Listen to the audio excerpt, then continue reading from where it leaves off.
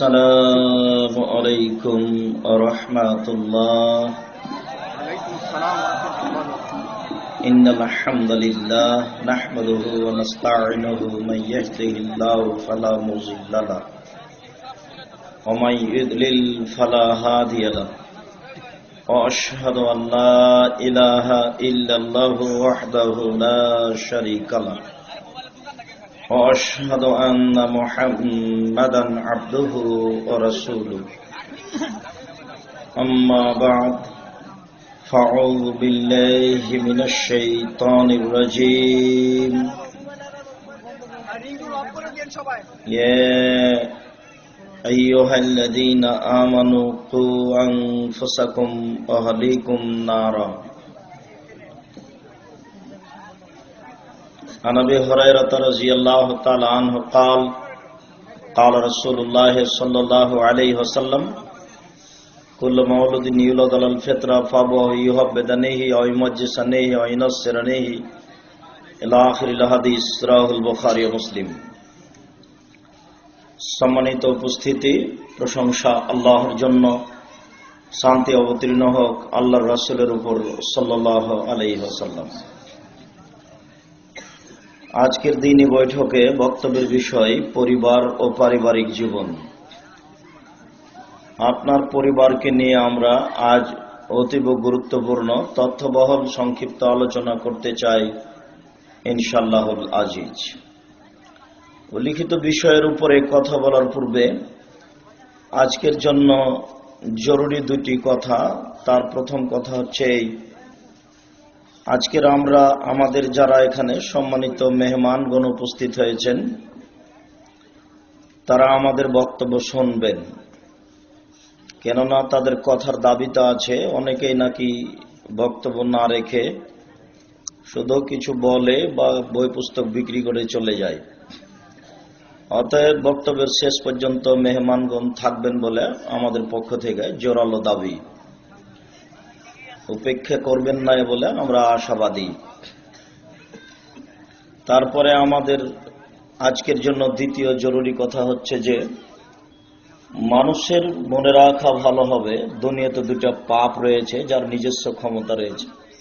এই ছেলেরা, ওই যে ছেলেগুলো গল্প করছে, তোমাদের এই গ্রামের ছেলেরা কি করে?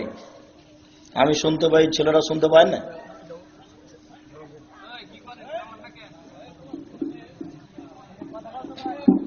তোমাদের জায়গা না হয় পাশে আর কোথাও জায়গার ব্যবস্থা করো।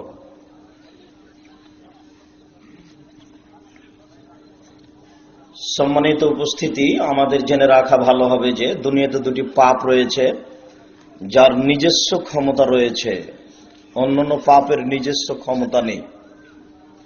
যেমন চুরি একটা পাপ, মহাপাপ। বিধান হলো চুরি করলে তার হাত কেটে নিতে হবে।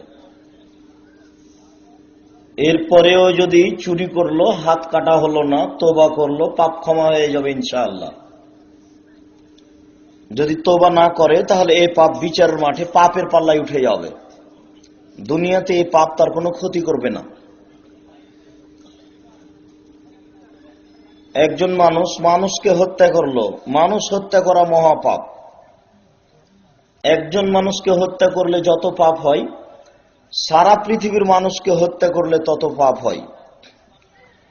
এরপরেও যদি মানুষ হত্যা করার পরে তওবা করে তাহলে তার পাপ ক্ষমা হয়ে যাবে। যদি তওবা না করে তাহলে এই পাপ বিচারের মাঠে পাপের পাল্লায় উঠে যাবে। এই পাপ দুনিয়াতে তার ক্ষতি করবে না। আমরা আগে থেকে অবগত আছি যে একজন মানুষ ৯৯ জন মানুষকে হত্যা করেছিল। ৯৯ জন মানুষকে হত্যা করার পরে ফাতারাহেবান একজন দরবেশের কাছে আসলো ফতোয়া জিজ্ঞাসা করতে। দরবেশ মানে আবেদ, আলেম নয়। ও কোরআন হাদিস জানে না, আল্লাহকে চিনে না। এমনিতেই সুবহানাল্লাহ, আলহামদুলিল্লাহ, আল্লাহু আকবার বলে, তাসবিহ তাহলিল করে। এর নাম দরবেশ, এর নাম আবেদ। এরকম মানুষের নিকটে এসে বলল, আমি ৯৯ জন মানুষকে হত্যা করেছি, আমার কি বাঁচার পথ আছে? তখন দরবেশ বলল, না, বাঁচার তোমার পথ নেই। কেননা আল্লাহর কত বড় ক্ষমতা, তার কত বড় দয়া, এটা দরবেশের জানা নেই। দরবেশ তার না জানার কারণেই কথা বলে ফেলল। তখন এই অপরাধী মনে করলো যে বাঁচার যখন পথ নেই, তাহলে তোমাকে আর রেখে কি হবে, তাকেও মারলো। 100 জন হলো। এরপরেও জিজ্ঞাসা করছে বাঁচার পথ কি? অমুক গ্রামে যাও, আলেম থাকতে পারে। যাওয়ার প্রস্তুতিতেই সময় শেষ, লাশ পড়ে আছে। জাহান্নামীরা জাহান্নামে নিয়ে যাবে, জান্নাতীরা জান্নাতে নিয়ে যাবে। তখন আল্লাহ তাআলা বলছেন ফেরেশতাকে, থামো, কিসমা বাইনাকুম কিসমা বাইনাহুম, কতদূর পায়ে হেঁটে গেছে আর কতদূর বাকি আছে তা তোমরা মেপে দেখো। তবে ও যখন মাটিতে পড়ে যায়, বুখারী মুসলিমের হাদিসে এসেছে, সে তার বুকটাকে ওই গ্রামের দিকে ঠেলে দিয়েছিল। ঠেলে দিয়ে দেখাতে চাচ্ছিল যে আমি অপরাধ করেছি, সেটা ভিন্ন কথা, তবে আমি বাঁচার পথ খুঁজছি, এটা তোমাকে আমি জানালাম আমার বুকটা ওইদিকে ঠেলে দিয়ে। মাপতে যখন ফেরেশতা আরম্ভ করেছেন, তখন আল্লাহ তাআলা যে গ্রামে লোকটা যাচ্ছিল সেই গ্রামকে বললেন, তাকাররবি, তুমি একটু আগে আসো। আর যে গ্রাম থেকে যাচ্ছিল সে গ্রামকে আল্লাহ বললেন, তাবা আদি, তুমি একটু পিছে হটো। তো গ্রাম জড় বস্তু, ও আল্লাহর কথা মানে, আদম সন্তান নিমুখ হারাম মানে না। আদম সন্তানের বিষয়টি খুব জটিল। তো এই গ্রাম পিছিয়ে হটে গেল, ওই গ্রাম আগে আসলো।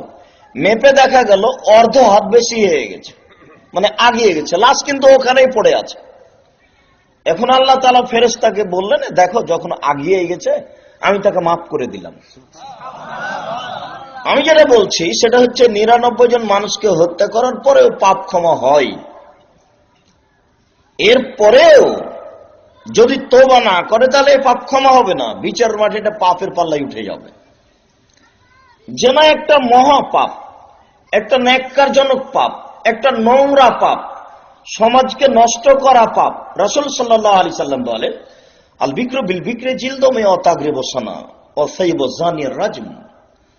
অবিবাহিত ছেলে মেয়ে যদি জেনায় লিপ্ত হয় তাহলে তাকে 100টি পিটিয়ে এলাকা থেকে 1 বছরের জন্য তাড়িয়ে দিতে হবে। তিনি বলেন, বিবাহিত পুরুষ ও নারী যদি জেনায় লিপ্ত হয় তাহলে তাকে ইট ঢেল পাথর দিয়ে মেরে মেরে মেরে ফেলতে হবে। বিবাহ করার পরে কেউ যদি জেনায় লিপ্ত হয় তাহলে দুনিয়াতে তার অন্তত বেঁচে থাকার কোনো পথ নেই। দুনিয়াতে 3টা পাপ আছে, 3টা পাপের কারণে মানুষকে হত্যা করতে হয়। ওর চেয়ে বড় পাপ আছে কিন্তু হত্যা করতে হয় না। পৃথিবীতে সবচেয়ে বড় পাপ হচ্ছে আল্লাহর সাথে শিরক করা। এরপরেও শিরককারীকে হত্যা করতে হবে না। পৃথিবীর দ্বিতীয় মহাপাপ হচ্ছে পিতামাতার অবাধ্য চলা। এরপরে অবাধ্য ব্যক্তিকে হত্যা করতে হবে না। পৃথিবীর তৃতীয় মহাপাপ হচ্ছে মিথ্যা সাক্ষী দেওয়া। এরপরে মিথ্যা সাক্ষী দাতাকে হত্যা করতে হবে না। পৃথিবীতে 3টা পাপ আছে যে পাপের কারণে ব্যক্তিকে হত্যা করতে হয়। তার একটা পাপ হচ্ছে ধর্ম অস্বীকার করা। কোরআন মাজিদ আমি মানি না, এরকম কথা বললে তাকে হত্যা করতে হবে। তবে তার বাঁচার পথ আছে। ফাঁসির এটা আপনার ওই দড়িটা, তার ওই ফাঁসির এটা তার গলায় ঝুলিয়ে লাগিয়ে দেওয়া হয়েছে, টান টান হবে। এমত অবস্থায় ও বলছে আমার ভুল হয়েছে। ও যদি কথা ফিরিয়ে নেয় তাহলে তাকে ফাঁস থেকে নামিয়ে নিতে হবে, হত্যা করতে হবে না। সে বেঁচে গেল, তার মানে বাঁচার পথ তার বের হলো। আপনি যদি আমাকে হত্যা করেন তাহলে আমার বাপ মা আপনাকে হত্যা করে নিবে, এটাই বিধান। তবে আপনার বাঁচার পথ আছে। আমার বাপ মা যদি বলে যে তুমি করেছো করেছো, আমরা এই অন্যায় করবো, এটা তোমাকে করবো না, ছেড়ে দিলাম তোমাকে, তাহলে আপনি বেঁচে গেলেন। অথচ আপনাকে হত্যা করতে হবে, এটাই বিধান। 2, 3 হলো বিবাহ করার পরে কেউ যদি জেনা করে তাহলে তাকে হত্যা করতে হবে। এর দুনিয়াতে বাঁচার কোনো পথ নেই। বিবাহ করার পরে কেউ জেনায় লিপ্ত যদি হয় আর তাকে যদি বাঁচাতে হয় তাহলে মুহাম্মদ সাল্লাল্লাহু আলাইহি সাল্লামকে আবার দুনিয়াতে আসতে হবে। আমাদের নবী মুহাম্মদ সাল্লাল্লাহু আলাইহি সাল্লামকে আবার দুনিয়াতে এসে বলতে হবে যে আমি মুহাম্মদ বলছি, বিবাহ করার পরে যদি কেউ জিনা করে তাহলে তাকে বাঁচিয়ে নিতে হবে, আমি বলে গেলাম। যেহেতু তিনি দুনিয়াতে আর আসবেন না, কাজে এই বিধান আর কোনোদিন পরিবর্তন হবে না। বিবাহ করার পরে জেনায় লিপ্ত হলে তার ফলাফল হচ্ছে তাকে হত্যা করতে হবে, তার বেঁচে থাকার দুনিয়াতে কোনো পথ নেই। এরপরেও যদি সে তোবা করে তাহলে তার পাপ ক্ষমা হয়ে যাবে। যদি তোবা না করে তাহলে এই পাপ বিচারের মাঠে পাপের পাল্লায় উঠে যাবে, দুনিয়ায় তার কোনো ক্ষতি করবে না। বলছিলাম দুনিয়াতে দুটি পাপ আছে, তার নিজস্ব ক্ষমতা আছে। তার একটা পাপের নাম শিরক আর একটা পাপের নাম বিদআত। এর নিজস্ব ক্ষমতা আছে। শিরক করলে অতীতের নেকি নষ্ট হয়ে যায়, এটা তার ক্ষমতা। শিরক করলে আল্লাহকে অপমান করা হয়, শিরক করলে আল্লাহকে হেয় তুচ্ছ করা হয়, শিরক করলে আল্লাহকে উপেক্ষা করা হয়। শিরক করলে আপনার তো নেকি নষ্ট হবেই, শিরক করলে আপনার তো নেকি নষ্ট হবেই। আল্লাহ তাআলা আমাদের নবীকে বলছেন লাইন আশরাকতা লা ইয়াহবাতান্না আমালুক, আপনিও যদি শিরক করেন তাহলে আপনারও আমল বাতিল হবে। আমাদের নবীকে আল্লাহ বলছেন যে জনগণের তো শিরক করলে আমল বাতিল হবেই, আপনিও যদি শিরক করেন তাহলে আপনার আমল বাতিল হবে। তাহলে বিষয়টি খুব জটিল। যদিচ এমন একটা অশিক্ষিত দেশে, এমন একটা অশিক্ষিত যুগে, এমন একটা বর্বর যুগে বসবাস করছি যে শিক্ষিত মানুষ খুঁজে পায় না। কে যে শিক্ষিত মানুষ তা আমরা বুঝতে পারলাম না। 1947 সালের 14 আগস্ট দুই পাকিস্তান স্বাধীন হয়েছে। 1947 সালের 15 আগস্ট ইন্ডিয়া স্বাধীন হয়েছে। 1947 সালের 14 আগস্ট থেকে নিয়ে বাংলাদেশের মাটিতে, এদেশের মাটিতে কোন শিক্ষিত মানুষ শিক্ষামন্ত্রী হয়েছে তা আমাদের জানা নেই। এদেশের ছেলেরা ক্লাসের সূচনায় রবি ঠাকুরের গান বলে, এদেশের বাচ্চারা ক্লাসের সূচনায় রবি ঠাকুর হিন্দু মানুষের গান বলে, এই সম্বলিত গান বলে তারা ক্লাস সূচনা করে। অথচ এদেশের কোন মানুষ যদি বানাতে না পারে, তার যদি বিদ্যা বুদ্ধি না হয়, তাহলে তো নজরুলেরটা দিয়েই তো চলে। কত সুন্দর, থাকবো না আর বদ্ধ ঘরে, দেখবো এবার জগৎটারে, চল চল চল ঊর্ধ্ব গগনে বাজে মাদল। তুমি যদি বানাতে না পারো তো এটাই না, তাও তো চলে। রবি ঠাকুরের পুরো গানটা শিরক দিয়ে পরিপূর্ণ। ও তোমার আকাশ তোমার বাতাস, আমার প্রাণে বাজায় বাঁশি। কার আকাশ? আল্লাহর আকাশ। তাহলে পুরো গানটা শিরকে পরিপূর্ণ। এই গানটা চলবে কিনা এখন পর্যন্ত এদেশের শিক্ষামন্ত্রী হিসাব করতে পারেনি। 1947 সালের 14 আগস্ট থেকে নিয়ে এদেশের মাটিতে কোন শিক্ষিত মানুষ শিক্ষামন্ত্রী হয়েছে এটা আমি আব্দুর রাজ্জাক বলছি, আমার জানা নেই। কাপুরু সন্তান, তুমি এই দেশের জন্য বোঝা হলে কেন? তুমি এদেশের জন্য আগাছা হলে কেন?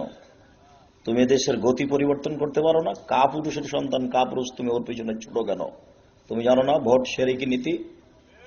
তুমি ওখানে যাও কেন? শুনুন, পৃথিবীতে দুটি পাপ আছে যার নিজস্ব ক্ষমতা রয়েছে, তার একটি পাপের নাম শিরক। শিরক এদেশে আছে কিনা তা খুঁজে বের করতে হবে। আপনি যদি খুঁজে না পান তাহলে আপনি আমাদের বক্তব্যের আশ্রয় নেন, ইন্টারনেটে ঢোকেন, নাহলে পিস টিভিতে যান, আর না হলে মোবাইল ব্যবহার করেন। আমাদের বিদ্যা বুদ্ধি অনুযায়ী আমরা জাতির কাছে শিরক পেশ করেছি যতদূর আমাদের কুলিয়েছে। যদিচ আমার বুঝ অনুপাতে এদেশের পুরো মাটিটাই শিরকে পরিপূর্ণ, প্রতিটা মানুষ শিরকে পরিপূর্ণ। ভালো করে বুঝে রাখবেন, লোকমান হাকিম তার ছেলেকে বলছেন, বুনাইয়া লা তুশরিক বিল্লাহ ইন্নাশ শিরকা লাযুলমুন আযীম। বৎস, শিরক করো না, শিরক সবচেয়ে বড় অপরাধ। তাহলে শিরক সবচেয়ে বড় পাপ। ইব্রাহিম আলাইহিস সালাম বলছেন, অজনবনি ওয়া বানিয়া না'বুদাল আসনাম, হে আমার প্রতিপালক, তুমি আমাকে আমার ছেলেদেরকে শিরক থেকে বাঁচাও। আমাদের নবী মুহাম্মদ সাল্লাল্লাহু আলাইহি সাল্লাম বলেন, লা তুশরিক বিল্লাহি ওয়া ইন কুতিলতা হুররিকতা, তোমাকে জ্বালিয়ে দেওয়া হলো, তোমাকে হত্যা করা হলো, শিরক করো না। তোমাকে কখন ফাঁসির মঞ্চে দেওয়া হলো, তুমি শিরক করছো দিন রাত মানে? আর এমন শিক্ষা প্রতিষ্ঠান, আর এমন জাতি, আর এমন শিক্ষক, আর এমন গতি যে কেউ বুঝে না, কেউ পড়তেও চায় না, কেউ জানতেও চায় না যে কোনটা শিরক। খায়, পায়খানা করে আর দিন কাটায়, ছাত্র শিক্ষক সবাই কিছুই না। রাজশাহী চাঁপাই নবগঞ্জে একটা ভাষা আছে, এমনিতে এরকম জায়গাতে বলে, আন্ধা কো আন্ধা পড়াতা है, অন্ধকে অন্ধ পড়াচ্ছে। 14 বার মাস্টার ডিগ্রি পাস করার পরে, লন্ডন থেকে আসার পরে, পিএইচডি করার পরেও বুঝতে পারলো না শিরক কোনটা। আশ্চর্য। আমাদের নবী মুহাম্মদ সাল্লাল্লাহু আলাইহি সাল্লাম বলেছেন, বিদ্যা উঠে যাবে, মূর্খতা বেড়ে যাবে। এখন যদি আপনাদেরকে বলি যে 20 বছর পূর্বে এই গ্রামে যত শিক্ষিত ছিল আজকে তার চেয়ে কম না বেশি, আপনি এক বাক্যে বলবেন যে বেশি, তাহলে আল্লাহর নবী মিথ্যা কথা বলেছেন। নাউজুবিল্লাহ মিন যালিক। আল্লাহ নবী বলেছেন বিদ্যা উঠে যাবে, আর আপনি দেখছেন যে বিদ্যা বেড়ে চলেছে। যে বিদ্যা শিরক বের করতে পারে না, এই ছেলেটা মাস্টার ডিগ্রি পাস করেছে, বলেন ও কয়টা শিরক বের করতে পারে? আর করেও যদি তো বুঝে না, দিন রাত শিরক করে, দিন রাত তার শিরক করাই কাজ। অথচ পৃথিবীতে সবচেয়ে বড় পাপ হচ্ছে শিরক। বলছিলাম দুনিয়াতে দুটি পাপ আছে, তার নিজস্ব ক্ষমতা রয়েছে। তার একটি পাপের নাম শিরক, আরেকটি পাপ আছে তার নাম বিদআত। বিদআত করলে ইবাদত কবুল হয় না। বিদআত করলে আল্লাহ রাসূলকে হেয় তুচ্ছ করা হয়। বিদআত করলে আল্লাহ রাসূলকে উপেক্ষা করা হয়। রাসূল সাল্লাল্লাহু আলাইহি ওয়াসাল্লাম বলেন, মান আওয়া মুহদাসান লা ইকবালু আনহু আদল ওয়া সারফ, কেউ যদি বিদআতকে আশ্রয় দেয় তাহলে তার নফল ইবাদত কবুল হবে না, ফরজ ইবাদত কবুল হবে না, কোন প্রকার ইবাদত কবুল হবে না কেউ যদি বিদআতকে আশ্রয় দেয়। তাহলে বিদআত কি জিনিস এটা জানতে হবে, মনে রাখা ভালো হবে। এই দুইটা পাপ মানুষের ধারণায় ভালো কাজ। শিরক মানুষের ধারণায় ভালো কাজ, বিদআত মানুষের ধারণায় ভালো কাজ। গাড়িটা আসছে বিবাড়িয়া থেকে, কুমিল্লা থেকে, শহরে ঢুকবে, মহাখালীতে বারবার ড্রাইভার কন্ট্রাক্টরকে বলছে, এই গোলাপ শাহের মাজারে 10টা টাকা দিও। বারবার বলছে গোলাপ শাহের মাজারে 10টা টাকা দিও। কেন সে বারবার এই কথা বলছে? তার বিবেকে কাজ করছে যে গোলাপ শাহের মাজারে 10টা টাকা দিলে আমার গাড়িটা অ্যাক্সিডেন্ট থেকে বাঁচবে। তাহলে সে ভালো কাজ করার জন্য বারবার কন্ট্রাক্টরকে বলছে। তার ধারণা এটা একটা ভালো কাজ, জাতির ধারণা এটা ভালো কাজ। নইলে শাহজালালের মাজারে হাজার হাজার মানুষ যায় কি করে? শাহজালাল নিজেই কি, তার কতটি কবর আছে কে জানে? কবরে যে কি হলো আর কি হচ্ছে কেউ জানে না। আজগবিতে মানুষ বোকা, এলো অশিক্ষিত মানুষ, এরই নাম মূর্খ, এরই নাম বন্য, এরই নাম বর্বর, এরই নাম অসভ্য, এরই নাম অশিক্ষিত। মানুষ ওখানে যায় কি করে? তোমার বাপের কবর জিয়ারত করে যাও ওখানে। কারো কবর যদি খুঁজে না পাবো, এখানে কবরস্থান আছে, ওখানে যে দোয়া করে আসো। ওখানে গেলে কেন? শুনুন, বিদআত মানুষের ধারণায় ভালো কাজ। বিদআত মানুষের ধারণায় ভালো কাজ যদি না হয়, তাহলে টুঙ্গির তুরাগ নদীর তীর থেকে মতিঝিল পর্যন্ত মানুষ হাত তুলে দোয়া করে কি করে? শুনুন তার আগের বাক্য, পৃথিবীতে একটা ইবাদত আছে, সে ইবাদত করতে গেলে ওই ব্যক্তি আল্লাহর মেহমান হয়, ওই মানুষ সে আল্লাহর মেহমান হয়।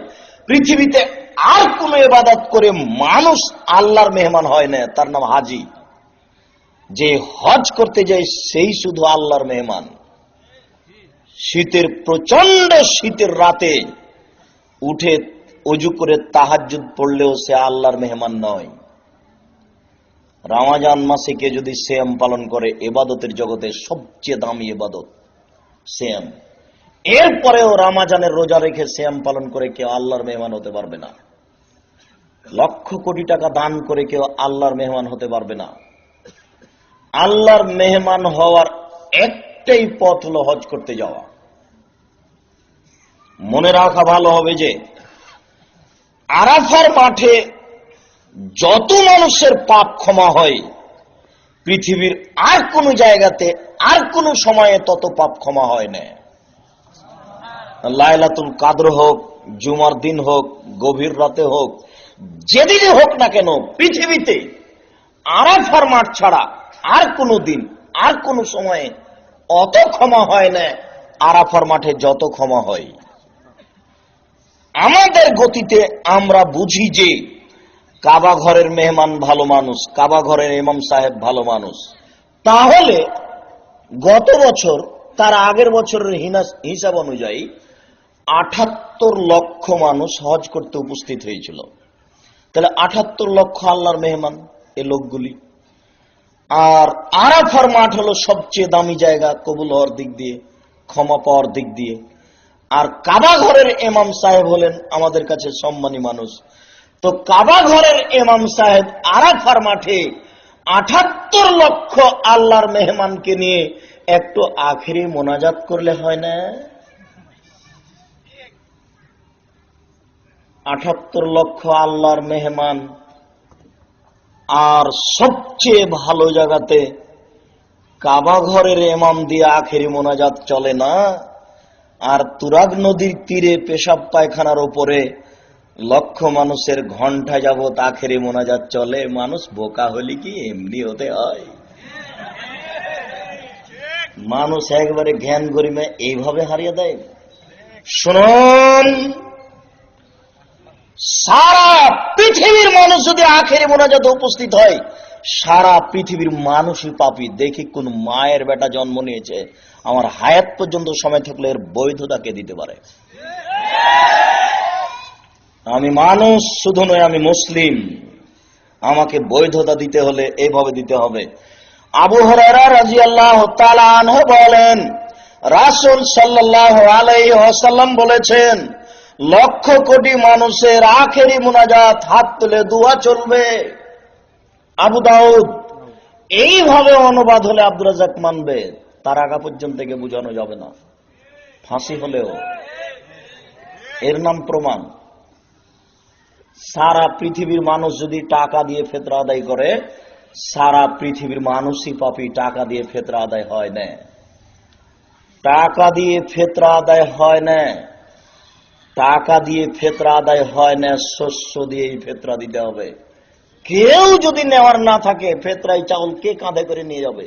কেউ যদি নেওয়ার না থাকে তো ওখানে গোবর যেখানে ফেলেছেন ওখানে ফেলে দিবেন। ওটা আবার আপনি খেতে পারবেন না, ওটা খুব কঠিন, খারাপ জিনিস, ওটা খুব কঠিন। ওটা দেখবেন একটু, 1 মিনিট দেখেন, 1 মিনিট। আল্লাহ রাসূল সাল্লাল্লাহু আলাইহি সাল্লাম যাকাতের ওসরের ফিতরার খেজুরের পাশে বসে আছে, আর ওখানে হুসাইন রাদিয়াল্লাহু তাআলা ছোট ছেলে খেলাচ্ছিল। চট করে হুসাইন একটা যাকাতের খেজুর তুলে মুখে দিয়ে দিয়েছে। আল্লাহ রাসূল একবারে লাফ দিয়ে উঠে মুখের ভিতরে আঙ্গুল ঢুকিয়ে খেজুর টেনে বের করে ফেলছে। হায় হায়, তুমি করেছো কি? আমরা বড় লোক মানুষ, আমরা এই যাকাতের খেজুর খাই না, এ হচ্ছে মানুষের ময়লা। আরে আমরা তো খাই না, আমাদের বাড়িতে যারা কাজ করে তারাও খায় না, ওদের উপরে আরাম। এটা হলো মানুষের ময়লা। করেছো কি তুমি? দেখবেন একই বলে বড় লোক মানুষ। করেছো কি তুমি? মুখের ভিতরে আঙ্গুল ঢুকে একবারে খেজুর মুখ থেকে বের করে টেনে ফেলে বলছে, আমরা বড় লোক মানুষ, আমরা যাকাত খাই না, যাকাত হচ্ছে মানুষের ময়লা। আমরা তো খাই না, আমাদের বাড়িতে যারা কাজ করে তারাও খায় না, আমাদের বাড়ির কিষানও বড় লোক। কেউ যদি ওই ফিতরা যাকাত না নেওয়ার থাকে তো কোথায় ফেলে দিতে হবে? আবর্জনা যেখানে ফেলেছেন সেখানে। ওটা বাড়িতে রাখা যাবে না, ওটা খুব কঠিন জিনিস। গমা সাপ থাকতে পারে বাড়িতে, গমা সাপ বুঝেন কি? গোখরা সাপ থাকতে পারে, থাক, বিছানে থাকলে দংশন করবে এ কথা নয়। গোখরা সাপ যদি দংশন করো তো একজন মারা যাবে, আর যদি বাড়িতে ওসর জাকাত থেকে যায় তাহলে সারা পরিবার মারা যাবে, কেউ বাঁচবে না। তাহলে গোখরা সাপের চেয়ে জাকাত ফেতরা ওসর অনেক অনেক অনেক গুণে খারাপ। যেমন ভাবে আমি তোমাকে বলেছি, তোমার হয়তো বা মনে আছে, তোমার বাপের জমিদারি আছে, তুমি বড় ব্যবসা করো, টাকা কম থাকলে তুমি কলা বিক্রি করে খাও, তার চেয়ে যদি কম থাকে তুমি চকলেট বিক্রি করে খাও। যদি চকলেট বিক্রি করে খাওয়ার টাকা না থাকে দিন মজুরি করে খাও, সারাদিন কাজ করো, 200 টাকা পাবা, জীবিকা নির্বাহ করো তুমি যুবক। যদি দিন মজুরি করে খেতে না পারো ভিক্ষা করে খাও। তোমার ভিক্ষা করে খাওয়া অনেক অনেক অনেক গুণে ভালো শ্বশুরের কাছে যৌতুক নেওয়ার চেয়ে। তোমার ভিক্ষা করে খাওয়া অনেক অনেক অনেক গুণে ভালো হারাম পন্থায় পয়সা উপার্জন করার চেয়ে। ঠ্যাঙ্গামারা ব্রাক আশা, ওই আপনার ওই গার্মেন্টস, এসব জায়গাতে চাকরি করে টাকা ইনকাম করার চেয়ে ভিক্ষা করা অনেক গুণে ভালো। ভিক্ষা করা অপছন্দ, বৈধ কাজ। ভিক্ষা করা অপছন্দ, বৈধ কাজ। তুমি যেটা করছো সেটা বৈধ নয়। বলছিলাম সম্মানিত দিনী ভাই, দুনিয়াতে দুটি পাপ আছে, তার নিজস্ব ক্ষমতা আছে। তার একটা পাপের নাম শিরক, আর একটা পাপের নাম বিদআত। দুইটা পাপই মানুষের ধারণায় ভালো কাজ। মানুষের ধারণায় যদি ভালো কাজ না হয় তো চলেন আপনার গাজীপুর বাজারে যান, মসজিদে দেখেন ওই লোকটা সালাম ফিরলো, আসসালামু আলাইকুম রহমতুল্লাহ, আসসালামু আলাইকুম রহমতুল্লাহ। এখন আপনি বলেন আল্লাহ আকবার, আস্তাগফিরুল্লাহ, এই করতে করতে চট করে মাথায় হাত দিচ্ছে। মাথায় হাত দিল কেন? তার ধারণায় যদি এটা ভালো কাজ না হয় তো মাথায় হাত দিল কেন? মাথায় হাত দিলে পাপ হবেই, 27 রজব রোজা রাখলে পাপ হবেই, 15 শাবান সিয়াম পালন করে রোজা থাকলে পাপ হবেই। আমাদের নবী মুহাম্মদ সাল্লাল্লাহু আলাইহি সাল্লাম বলেন, বৃহস্পতিবার আর সোমবার সাপ্তাহিক রিপোর্ট পেশ করা হয় মানুষের পাপ আর নেকি, বৃহস্পতিবার আর সোমবার। আমি মুহাম্মদ সাল্লাল্লাহু আলাইহি সাল্লাম ভালোবাসি যে আইয়ুরাজা আমালি ওয়া সাইম, আমার রিপোর্টটা আল্লাহর কাছে পেশ করা হোক আর আল্লাহ দেখুক যে আমি রোজা আছি, এটা আমার মন চাই। এই জন্য আমি নীতিগতভাবে বৃহস্পতিবার আর সোমবার সিয়াম পালন করি। কথা মনে হয় বুঝাতে পারলাম না। আমাদের নবী মুহাম্মদ সাল্লাল্লাহু আলাইহি সাল্লাম কোন কোন দিন সিয়াম পালন করতেন? বৃহস্পতিবার আর সোমবার। কেন? এই দুই দিনে মানুষের সাপ্তাহিক রিপোর্ট পেশ করা হয় ওখানে। তো আমাদের নবী চাইতেন যে আমার আমলটা তো পেশ করা হচ্ছে এই দুদিনে, তা আল্লাহ দেখুক যে আমি সিয়াম আছি, এই জন্য তিনি এই 2 দিন করতেন। আর রমজান মাসে রিপোর্ট পেশ করা হয় বাৎসরিক রিপোর্ট। শাবান মাসে বাৎসরিক রিপোর্ট পেশ করা হয়, তবে সেটা কোন দিন এটা আমাদের নবী মুহাম্মদ সাল্লাল্লাহু আলাইহি ওয়াসাল্লামের জানা ছিল না। এই জন্য তিনি বেশি বেশি সিয়াম পালন করতেন। আয়েশা রাদিয়াল্লাহু তাআলা আনহা বলেন, ইয়াসুমু শাবানা কুল্লাহু, তিনি পুরো শাবান সিয়াম পালন করতেন, তবে তিনি শাবানকে রমজানের সাথে লাগিয়ে দিতেন না। উম্মু সালামা রাদিয়াল্লাহু তাআলা আনহা বলেন, লা ইয়াসুমু শাহরাইনি মুতাতাবিআইনি ইল্লা শাবান ওয়া রমাজান, আল্লাহ রাসূল পুরো 2 মাস সিয়াম পালন করতেন না, তবে শাবান ও রমাজান, তবে তিনি শাবানকে রমাজানের সাথে লাগিয়ে দিতেন না। একেবারে 20, 25, 26, 27 এই পর্যন্ত করতেন। কেন? তিনি জানতেন যে শাবান মাসে বাৎসরিক রিপোর্ট পেশ করা হয়, তবে তিনি জানতেন না যে সেই দিন কোন দিন। এই জন্য তিনি এত কষ্ট করতেন। কিভাবে ভারত, বাংলাদেশ, পাকিস্তানের হুজুরেরা জেনে নিল সেদিন 15 শাবান। তাই তারা কলকারখানা, অফিস, আদালত, কোচকাটারি, শিক্ষা প্রতিষ্ঠান বন্ধ করে রাতে গোসল করে আতর গোলাপ মেখে দিনে রোজা থাকে। 27 রজব রোজা থাকলে রাসূলকে অপমান করা হবে নিশ্চিত। সংসদ ভবনের সদস্য মমতাজ বেগমের জিকির করলে রাসূলকে অপমান করা হবে নিশ্চিত। এখানে মমতাজ বেগমের জিকির চলছে ডুবি তবলা দিয়ে, আর এখানে একটা রবি ছায়া ছবির গান চলছে, ল্যাংটা মেয়ে নাচছে আর গান বলছে। কোনটা বেশি খারাপ? দুটাই খারাপ। খারাপের পার্থক্য আছে। এখানে একটা ল্যাংটা মেয়ে নাচছে আর গান বলছে, এতে রাসূলকে অপমান করা হয় না, এটা শুধু খারাপ। আর এটা খারাপ, রাসূলকে অপমান করা হয়, এটা মহা খারাপ। ওটা রাসূলের নীতি নয়। ডুবি তবলা বাজবে আর জিকির চলবে, এটা রাসূলের নীতি নয়, অসম্ভব। সারা দুনিয়ার মানুষ যদি টঙ্গীর আখিরে মোনাজাতে উপস্থিত হয়, সারা দুনিয়ার মানুষই পাবে। এদেশের নেতা নেত্রী এই বৈঠককে সহযোগিতা করে, এটা অবৈধ, এটা একটা প্রমাণ। শুনুন, আজকের আলোচনার আমাদের দ্বিতীয় জরুরি কথাটি হচ্ছে এই, আমাদের জেনে রাখা ভালো হবে যে দুনিয়াতে দুইটা পাপ আছে যার নিজস্ব ক্ষমতা আছে, মনে থাকবে না? তার একটি পাপের নাম শিরক আর একটি পাপের নাম বিদআত। এদেশের মাটিতে অসংখ্য শিরক রয়েছে, অসংখ্য বেদাত রয়েছে। একটু হাতের রাশি দেখে ভাগ্য পরীক্ষা করলে শিরক হয়, হাত চালিয়ে ভাগ্য পরীক্ষা করলে শিরক হয়, টিয়া পাখির মাধ্যমে ভাগ্য পরীক্ষা করলে শিরক হয়, হাত থেকে গিলাস পড়ে গেল কুটুম্ব আসতে পারে এমন মন্তব্য করলে শিরক হয়, ঘরের উপরে কাক ডাকছে কেউ আসতে পারে এমন মন্তব্য করলে শিরক হয়, ডাক্তার ভালোতে বাচ্চা বেঁচে গেল এই কথা বললে শিরক হয়, ড্রাইভার ভালোতে গাড়ি অ্যাক্সিডেন্ট হলো না এই কথা বললে শিরক হয়, মাঝি ভালোতে নৌকা ডুবলো না এই কথা বললে শিরক হয়, তুলসী গাছ তুলে ফেলা যায় না এই কথা বললে শিরক হয়, তুলসী গাছে লাথি মারা যায় না এই কথা বললে শিরক হয়। আপনার মা কুলাতে চাউল ঝাড়ছিল, কুলা বুঝেন কি? কুলাতে চাউল ঝাড়ছিল, আপনার বাচ্চাটা দৌড়িয়ে এসে কুলাতে চড়ে নিল, আপনার মা বলছে চিচিক কুলক্ষণে ছেলে, কুলাতে পা দিতে হয় না, এরকম মন্তব্য করলে শিরক হয়। ভাতের পাতিলে ভাত ভর্তি আছে, আপনার পা লেগে গেল, আপনার মা দেখে বলছে কি কুলক্ষণে ছেলে, ভরা পাতিলে কেউ পা দেয়, এরকম মন্তব্য করলে শিরক হয়। গরুকে লাথি মারা যায় না এরকম হিসাব করলে শিরক হয়। ধানের উপর দিয়ে জুতা পায়ে দিয়ে হাঁটা যায় না এই কথা বললে শিরক হয়। কালো সুতাতে গিরে দিয়ে বাচ্চার গলায় ঝুলিয়ে দিলে শিরক হয়। গাভীর যেন দুধ নষ্ট না হয় এই উদ্দেশ্যে চামড়া গাভীর গলায় ঝুলিয়ে দিলে শিরক হয়। গণকের কাছে গিয়ে যদি বলেন যে আমার টাকা হারিয়ে গেছে দেখেন তো কে নিয়েছে, এরকম জায়গায় গেলে এরকম কথা বললে শিরক হয়।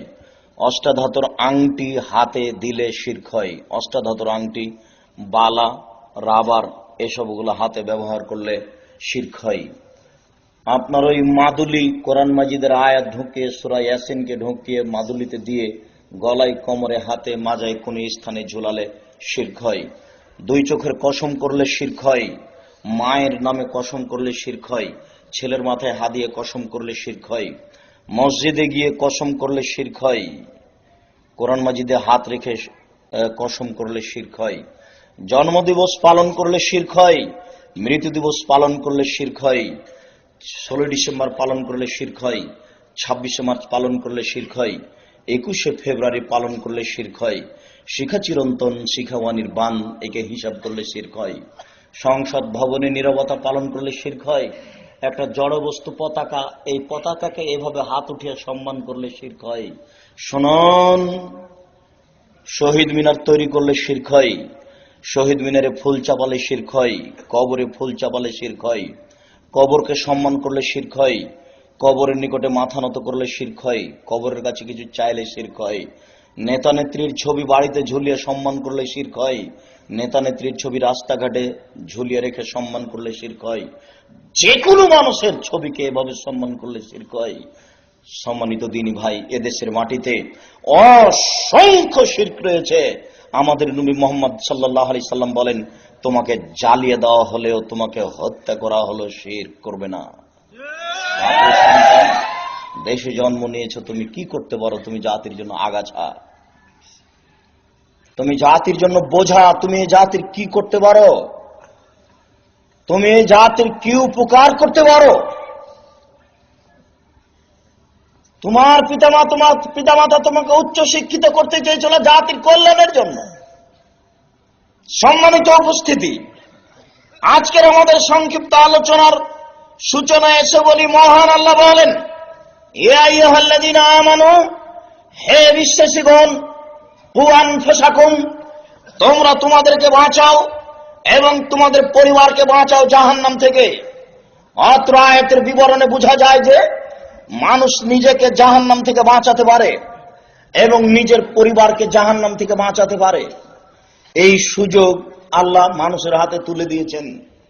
আল্লাহ নিজে বলছেন যে তুমি নিজেকে জাহান্নাম থেকে বাঁচাও এবং তুমি তোমার পরিবারকে জাহান্নাম থেকে বাঁচাও। নিজেকে জাহান্নাম থেকে বাঁচাবেন কি করে? আজকের জন্য আপনার পরিবার নিয়ে আলোচনা। আজকের জন্য আপনাকে জাহান্নাম থেকে বাঁচানোর মাত্র তিনটি পরামর্শ। আব্দুল্লাহ ইবনে মাসউদ রাদিয়াল্লাহু তাআলা আনহু বলেন, রাসূল সাল্লাল্লাহু আলাইহি ওয়াসাল্লামকে জিজ্ঞাসা করা হলো, মান নাজাত, বাঁচার পথ কি? এই ছেলে, ওই যে ছেলেটা দাঁড়িয়ে হাঁটছে আপনার পাশ দিয়ে, তা আপনি খেয়াল করেন না? ওর তো অনুভূতি নেই, ওর দিকে যত মানুষ দেখবে সে তো বুঝতে পারবে না আমার কথা। এক একটা বাক্যের 1 কোটি টাকা মূল্য, এটা হিসাব করতে হবে, তারপরে বসে থাকা। আপনাকে আমি কোনো কাহিনী শোনাতে আসিনি, ইসুফ জুলাখার কেসা বলে আপনাকে আমি পরিবর্তন করতে আসিনি। আপনার আকীদা আদর্শের পরিবর্তন চাই, এই জন্য এসেছি। আর এইভাবে কথা বলতে চাই যে যেখান দিয়ে যাবে যেন কেটে চলে যায়, 20 বছর পরে যেন মনে থাকে। রাসূল সাল্লাল্লাহু আলাইহি সাল্লাম কণ্ঠস্বরে বক্তব্য দিতেন না। এই যা খাতাবা, তিনি যখন বক্তব্য দিতেন, আহমারা তাইলাহু, তার 2 চোখ লাল হয়ে যেত, ওয়াস্তাতা গাজাহু, তার রাগ বেশি হয়ে যেত, ওয়ালা সাউতুহু, তার কণ্ঠ উঁচু হয়ে যেত, কান্নাহু মুনজিরু জায়েশ, যেন তিনি সৈন্যদলকে ধমক দেখাচ্ছেন, এই করতে হবে, সেই করতে হবে, এখানে যাও সেখানে যাও। এটা ছিল তার কথার গতি। 2 চোখ লাল হয়ে যেত, কণ্ঠ উঁচু হয়ে যেত, ক্রোধ বেশি হয়ে যেত। কথা যেখান দিয়ে যাবে দাগ কেটে চলে যাবে, 20 বছর পরে যেন মনে থাকে। আপনাকে আমি মিঠা কেসা কাহিনী বলে আপনাকে আমি আনন্দ দিতে এসেছি? জি না, ভুল হিসাব।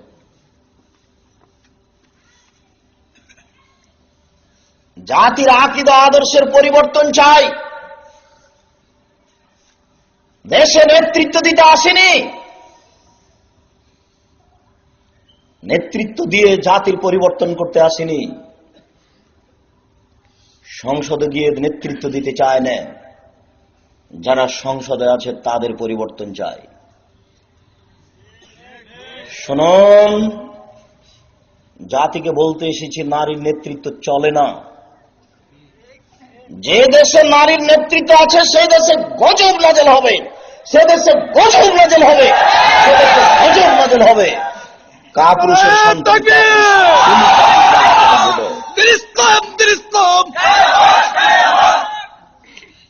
জাতির দেশের জনগণের পরিবর্তনের জন্য আসি।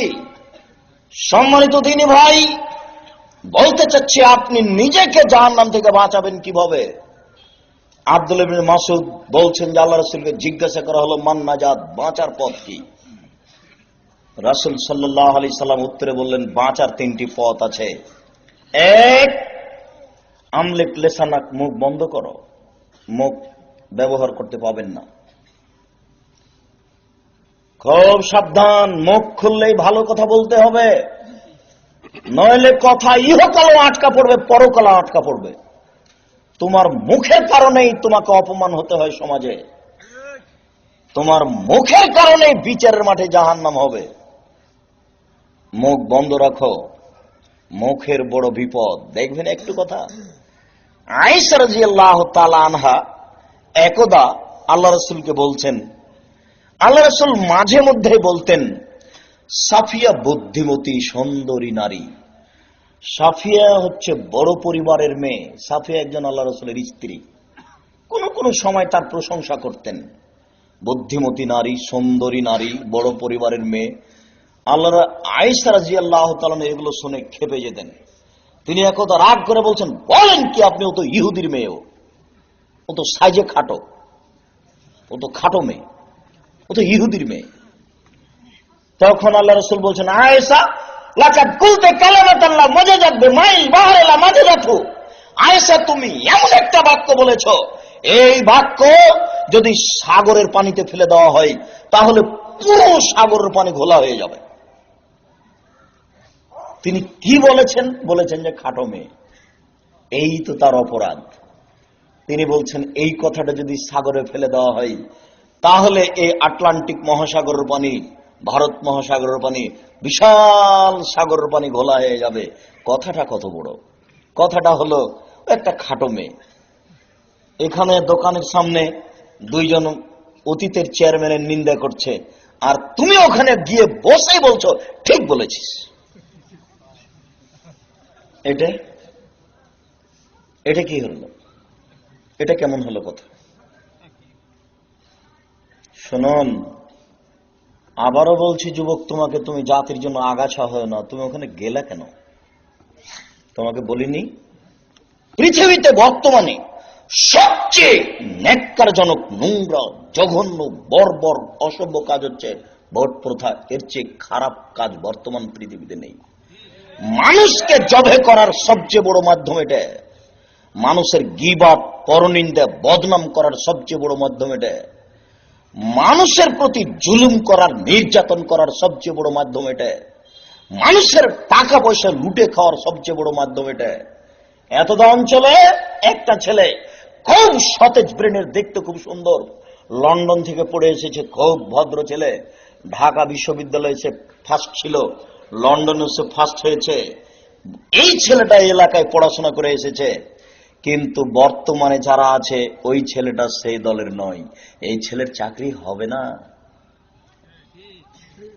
তুমি এই কাজের উপকার করো, তুমি এই পথে চলো যুবক। তুমি এখানে এসেছো বক্তব্য শুনতে, তোমাকে এই সংশোধন করতে এসেছি। তুমি মনে রেখো, এই শিরকি নীতি, এই নিকৃষ্ট নীতিকে আমরা ঘৃণা করি। যেখানে ভোট কাউন্টার আছে সেটাকে এভাবে আমরা তাকিয়ে দেখি না। ওই যেটা ভোট কাউন্টার, এইভাবে দেখি না, এভাবে তাকিয়ে দেখি না। তোমাকে বলে রাখলাম, আমাদের জীবন চ্যালেঞ্জ করলাম। তুমি এর সহযোগিতা করো। তুমি তাহাজ্জুদ পড়ে জান্নাত কিনতে চাও? এদেশের যত পয়সা পাতি ক্ষতি হচ্ছে এর জন্য তুমি দায়ী। এই দেশে যত মানুষ মারা যাচ্ছে এর জন্য তুমি দায়ী। এদেশে যত উশৃঙ্খলতামূলক কাজ হচ্ছে এর জন্য তুমি দায়ী যুবক। তুমি জাতির জন্য আগাছা যুবক, তুমি জাতির জন্য বোঝা যুবক। জাতি তোমাকে এখন বোঝা মনে করছে। তুমি কি শিক্ষা অর্জন করেছ? বর্তমান পৃথিবীতে মানুষের বিপদের দ্বিতীয় বড় মাধ্যম হচ্ছে মোবাইল। মোবাইলের চেয়ে দ্বিতীয় খারাপ মাধ্যম বর্তমানে নেই। জেনার সবচেয়ে বড় মাধ্যম হলো মোবাইল। বাপ মা যখন থাকে না তখন ছেলে মেয়ে জেনার গল্প করে, যখন ছেলে মেয়ে থাকে না তখন বাপ মা জেনার গল্প করে, মা যখন থাকে না বাপ জেনার গল্প করে, বাপ যখন থাকে না মা তখন জেনার গল্প করে। প্রায় মানুষ এই মোবাইলে জেনার গল্প করে। প্রায় মোবাইলই আরেকজন মেয়ের নাম্বার আছে।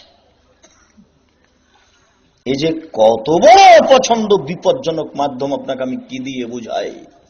আমাদের বিদ্যা বুদ্ধি কম, এই জন্য এইসব বিবরণগুলি আমরা জাতির কাছে স্পষ্ট করে পেশ করতে পারি না। দুনিয়াতে বাঁচার তিনটি পথ, জাহান্নাম থেকে আপনি নিজেকে বাঁচাতে পারেন, তার এক নম্বর পথ হলো মুখ বন্ধ করুন। মুখে ভালো কথা ছড়া বলবেন না, আজ থেকে মুখ বন্ধ। দুই, অলিয়াসা বাইতো, আপনি আপনার বাড়িকে প্রশস্ত করুন। জরুরি প্রয়োজন ছাড়া আপনি, আপনার স্ত্রী, আপনার ছেলে মেয়ে কেউ বাড়ি থেকে বের হবে না। দোকানে গেছেন তো, জিনিস কিনা পর্যন্ত দোকানের সামনে দাঁড়াবেন, তারপর 1 মিনিটও নয়। বাজারে গেছেন তো, ওই পান নিবেন, একটু তরকারি নিবেন, এই 3-4টা আইটেম কিনতে যতক্ষণ সময় লাগে তার 1 মিনিটও দেরি করবেন না। জরুরি প্রয়োজন ছাড়া আপনার স্ত্রী আপনার বাড়ি ত্যাগ করতে পারে না। ও চাচির বাড়ি যেতে পাবে না, খালার বাড়ি যেতে পাবে না, ফুফুর বাড়ি যেতে পাবে না, মায়ের বাড়ি যেতে পাবে না। জরুরি প্রয়োজন ছাড়াও কোনো বাড়ি যেতে পাবে না। জরুরি কারণে যদি মায়ের বাড়ি যায় তাহলে 3 দিনের বেশি থাকতে পাবে না। 3 দিনের বেশি যদি আপনার স্ত্রী মায়ের বাড়ি থাকে তাহলে আপনাকে খাওয়া খরচ দিতে হবে। 3 দিনের বেশি খেলে সেটাকে সাদকা বলে। আমি বলি না আপনার শ্বশুরকে আপনি খাওয়া খরচ দেন, তবে দেওয়াই ভালো।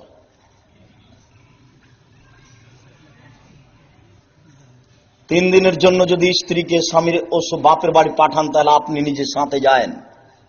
আল্লাহ রাসূল স্ত্রীকে কোথাও ছেড়ে রাখতে নিষেধ করেছেন।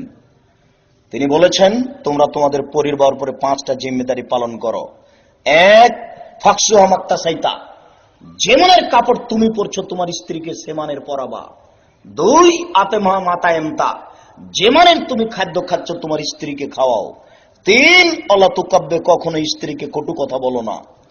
স্ত্রীকে কটু কথা বলতে হয় না, স্ত্রীকে গালি দিতে হয় না, স্ত্রীকে নিন্দা করতে হয় না, ওকে আদর করতে হয়, ওকে ঢেকে রাখতে হয়, ওকে আদর করতে হয়। স্ত্রী এত আদরের, স্ত্রী এত আদরের, স্ত্রী এত আদরের, ও হচ্ছে বগড়া সোনাতলা হাটের আদরের মালসা। ওকে আদর করতে হয়, ওকে ঢেকে রাখতে হয়, ওকে ঘেরে রাখতে হয়। ভুলেও কখনো স্ত্রীকে কটু কথা বলতে হয় না। ভুলে বলবেন না কখনো যে তোমার ঠোঁটটা মোটা। একবার যদি ঠোঁট মোটা বলেন, 12 বছর আপনাকে ভালোবাসতে পারবে না। একবার যদি বলেন যে তোমার রংটা কালো, তাহলে আপনার ভালোবাসা কেটে গেছে। ওর বুদ্ধি কম। নারী দিয়ে দেশ চলে না, নারী দিয়ে অফিস চলে না, নারী দিয়ে আদালত চলে না। ওর বুদ্ধি কম, ওর ধৈর্য কম। এই জন্য আল্লাহ রাসূল বলছেন, তুমি ধৈর্য ধারণ করো। ফাস্তাউসু বিন-নিসায়ে খায়রান, স্ত্রীকে শুধু ভালো উপদেশ দাও, তুমি ধৈর্য ধারণ করো। এখন 2 জনই লেগে গেছেন। আপনি মনে করছেন, আমি পুরুষ মানুষ, তার চেয়ে কম হবো মানে? ও এত কথা বলে নিবে, আমি শুনে থাকবো। আপনি যদি বলতে চান তাহলে এই কয়েক মিনিটের মধ্যে তালাক হয়ে যাবে। ও এখন কিছু বলছে তো আপনি একটু মুখ বন্ধ করেন, কিছুক্ষণ পরে বলেন, দুঃখিত, তুমি উচ্চ শিক্ষিতা মেয়ে, তুমি এভাবে কথা বলবে আমি এটা মনে করিনি, তুমি কেন জানি অনেক কথা বললে। আপনিও যদি তখন বলেন তাহলে ফলাফল আসবে তালাক। আপনি কি রাগ করছেন কেন? আপনি এভাবে কটু কথা বলছেন কেন? যুবক, তোমার কথা আমার খেয়ালে বারবার আসে, তুমি যৌতুক নিলে কেন? 50,000 টাকা যৌতুক নিয়েছো তুমি। তোমার শ্বশুর 30,000 টাকা সেদিন দিয়েছে, 20,000 টাকা বাকি রেখেছে। যখন তখন তোমার বাপ বলে তোমার বউকে, হ্যাঁ তোমার বাপ মুনাফেক, 20,000 টাকা দিতে দিল না। আজকাল মাঝে মধ্যে তোমার মা বলে তোমার বাপ ভালো মানুষ নয়, তোমার বাপ ভালো মানুষ নয়, টাকাটা দিতে চেয়ে দিল না। আর তুমি ঘরে ঢুকে তাকে লাথি মারো, এই তো তোমার আচরণ, দিয়ে বলো যে টাকা দিলে না তোমার বাপ। আর তোমার বোন হলো জমিদার, ও ননদ যে ভাবি, মানে ভাবি সব কাজ করবে, ননদকে কোনো কাজ করতে হয় না, ওটা বুঝে নিয়েছে। ননদ মানে জমিদার, ভাবি মানে বাড়ির সব কাজ করবে। অথচ এই ননদ আর এক বাড়ির ভাবি। তুমি একটু তোমার ভাবির সাথে সহযোগিতা করো। তোমার মাকে, আমার মাকে, ওই বৌমাকে নিজের মেয়ে আগে মনে করতে হবে। আমি বুঝলাম আমার মা বলছে তুই যেভাবে বলছিস তাতে আর মানুষ শাশুড়িকে সম্মান করবে না। আমি বলছি মা ভুল হচ্ছে, আমি বলতে চাচ্ছি যে শাশুড়ি আগে বৌমাকে বেটি বলুক, তারপরে কথা। শাশুড়ি আগে বেটিকে, বৌমাকে আগে বেটি হিসাবে গ্রহণ করুক, মা বলে বারবার ডাকবে। আম্মু, খালেদা এখানে আসো, এই জায়গাটা একটু পরিষ্কার করো তো আম্মু, খালেদা এই কাজটা করো তো আম্মু। কথাই কথাই শাশুড়ি বৌমাকে মা বলে ডাকবে। এবার দেখা যাক বৌমা শাশুড়িকে সম্মান করে কিনা। কথাই কথাই যদি শাশুড়ি বলে, হ্যাঁ তোমার মা কেমন মানুষ, একটু কাজে শিখায়নি, তাহলে তো মেয়েটার মন খারাপ হয়ে যাবে, ও তো কষ্ট পাবে। তাহলে সবাই যদি এর উল্টা চলে, বলেন তো এই মেয়েটা কেমনে থাকবে বাড়িতে? এই জন্য যৌতুক হারাম, মানে পরিবেশ নষ্ট হয়। তাতে বলছিলাম, কখনো স্ত্রীকে কটু কথা বলবেন না, গালি দিবেন না, মারবেন না, ওগুলো আদরের বস্তু। 2, 4, যদি মারতে হয় তাহলে মুখের উপরে মারা যাবে না, মুখের উপরে মারা নিষেধ। আগেকার স্কুলের পণ্ডিতেরা থাপ্পড় মারতো গালে, কেন জানে? তারা জানতো না যে গালে মুখে মারা নিষেধ, কঠিন ভাবে মারা নিষেধ, মুখের উপরে মারা যাবে না। 5, ওয়ালা তাতরুকা ইল্লা ফিল বাইতে, তুমি তোমার স্ত্রীকে তোমার বাড়ি ছাড়া অন্য কোথাও থাকতে দিও না, কোথাও যেতে দিও না। তুমি তোমার স্ত্রীকে তোমার বাড়ি ছাড়া অন্য কোথাও থাকতে দিও না, কোথাও যেতে দিও না। জরুরি প্রয়োজন ছাড়া আপনার স্ত্রী কোনো বাড়ি যাবে না, চাচির বাড়ি যাবে না, খালার বাড়ি যাবে না, ফুফুর বাড়ি যাবে না, মায়ের বাড়ি যাবে না, ভাবির কাছে যাবে না, কোথাও যাবে না। বিবাহের বাড়ি তো যাবে না, বিবাহের বাড়ি গেলে তার স্বামীর সংখ্যা বেশি হয়ে যাবে। এই জন্য বিবাহের বাড়ির তো কোনো প্রশ্নই আসে না। পুরুষের মতো সংসার করার চেষ্টা করেন, কাপুরুষের মতো করিয়েন না। বক্তব্যগুলো ইন্টারনেট থেকে দেখে আদর্শ পরিবারের আলোচনাগুলি টেনে নিয়েছে স্বামী স্ত্রী, বসে বসে বিষয়গুলি সামনে রেখে ভেবে দেখুন। বলছিলাম, সম্মানিত দিনী ভাই, রাসূল সাল্লাল্লাহু আলাইহি সাল্লাম বলেন, তুমি তোমার বাড়িকে প্রশস্ত করো, জরুরি প্রয়োজন ছাড়া তোমার কেউ বাড়ি ত্যাগ করতে পাবে না। 10টার সময় ছেলে বাড়ি থেকে আসলো, বাজার থেকে। কেন আসলো? ওর পিতা হলো কাপুরুষ, এই জন্য এসেছে। ওর পিতা ভালো মানুষ নয়।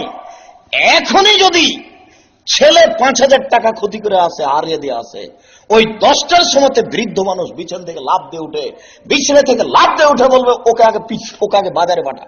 ওর টাকা ছেড়েছে 5,000, ওর হুঁশ নেই। ও বৃদ্ধ মানুষ বিছানে পড়ে আছে, কথা বলতে পারছে, কিন্তু নামাজের কথা বলতে পারে না। অথচ এই 15 বছরের ছেলেটা নামাজ পড়ে না মানে তার বাপ নেই। এই কথা আমি বহুবার বলে আসছি, এখনো বলছি। এই ছেলেটার বয়স 15 বছর, নামাজ পড়ে না, তার মানে তার বাপ নেই।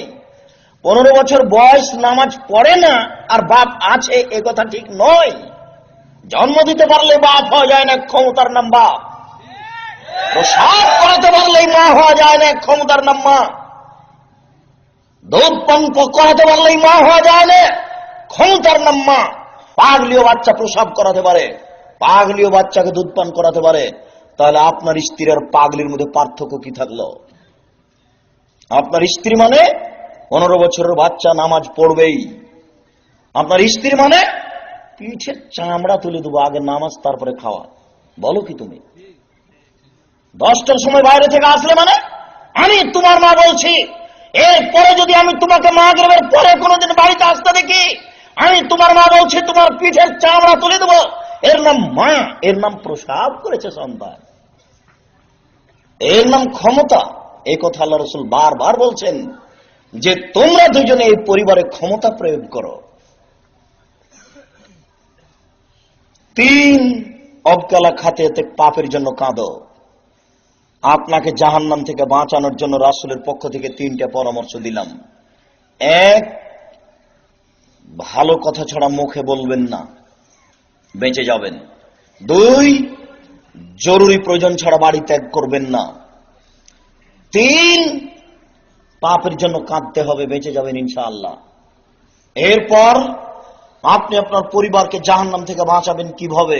কি পথে পরিবারকে জাহান্নাম থেকে বাঁচানো যায়? 1 নম্বর পথ হচ্ছে পরিবারকে শিরক মুক্ত করতে হবে, তাহলে পরিবারকে জাহান্নাম থেকে বাঁচানো যাবে। দেখুন, লোকমান হাকিম বলছেন, বোনাইয়া, ও আমার আদরের ছেলে, আব্বু, লা তুশরিক বিল্লাহ, তুমি আল্লাহর সাথে শিরক করো না। ইন্না শিরকা লাযুলমুন আযীম, নিশ্চয় শিরক সবচেয়ে বড় অপরাধ। আপনি কোনোদিন আপনার ছেলেকে বলেছেন যে আব্বু শিরক করো না, শিরক বড় অপরাধ? বাপ তো জানে না শিরক কোনটা। আর স্বামী স্ত্রী কোনোদিন ভাবেওনি যে আমার বাচ্চাটা ওই আপনার স্কুলে, আপনার ওই প্লে গ্রুপে ভর্তি হয়ে যে গান বলে, সে গান পরিপূর্ণ শিরক। বাপ মা ভাবেও না, চিন্তাও করে না। প্রতিদিন মা যাচ্ছে বাচ্চাকে নিয়ে, আর আসছে অনের ছেলেকে ইংরেজি শিখাবে, অনের ছেলেকে বানাবে মাইকেল মধুসূদন দত্ত। মাইকেল মধুসূদন দত্ত অনেকদিন পরে ভেবেছিল, আমি এদেশে ইংরেজি কবিতা লিখবো কেন, লন্ডনে গিয়ে ইংরেজিতে কবিতা লিখে লন্ডনীদের হারিয়ে দিব। সে ছিল অনেকদিন পরে। আর আজকে বাপ মা ভাবছে যে 5 বছরের বাচ্চাকে লন্ডনী বানাবে। আশ্চর্য নীতিগতি। ধর্মের 5 পয়সা দেয় না দাম কেউ। কোরআন মাজিদের আয়াত 1450 বছর থেকে কোরআনে পড়ে আছে, কেউ হিসাবও করে না। দিন দিন দিন বিদ্যে চলে গেল সমাজ থেকে। আজকে আপনাকে পরামর্শে একটা কথা বলছিলাম শিক্ষার আলোচনার এক পর্যায়ে গিয়ে, যদি যুবক এই দেশে কিছু করতে চাও, এই দেশের উপরে যদি তুমি বোঝা না হতে চাও, তাহলে আমার পক্ষ থেকে একটা পরামর্শ থাকলো, তোমার বিদ্যে দিয়ে আরো পরামর্শ যোগ করো। আমার যেটা পরামর্শ তোমার কাছে থাকলো সেটা হলো এই দেশের প্রতিষ্ঠানে যিনি কোরআন মাজিদ পড়াবেন স্কুলে, ওই স্কুলে সবচেয়ে যার বেতন বেশি 50,000, তাহলে যিনি কোরআন মাজিদ পড়াবেন তার বেতন হবে 1 লক্ষ। এই নীতিতে তোমাকে আসতে হবে।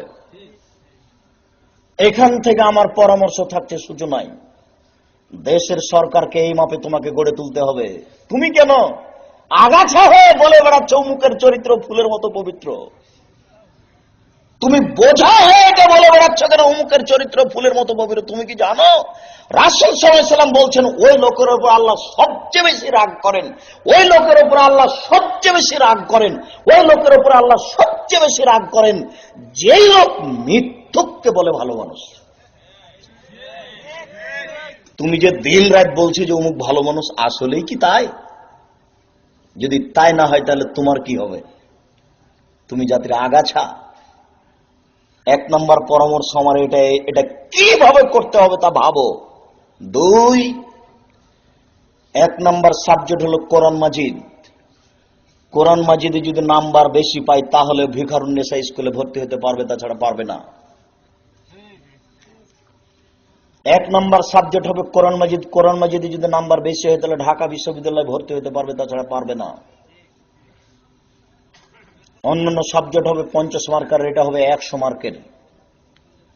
তিন, ম্যাট্রিক পাস করার পরে যখন সাবজেক্ট ভাগ হয়ে যাবে ইংরেজি, বাংলা, অঙ্ক, অন্যান্য সাবজেক্ট, তো অন্যান্য সাবজেক্ট ফরজ বটে, কিন্তু ওই ইংরেজি সাবজেক্টটা হবে 50 নম্বরের আর ওর সাথে কোরআন থাকবে 100 নম্বরের, কিন্তু মূল সাবজেক্ট হলো অঙ্ক, ইংরেজি।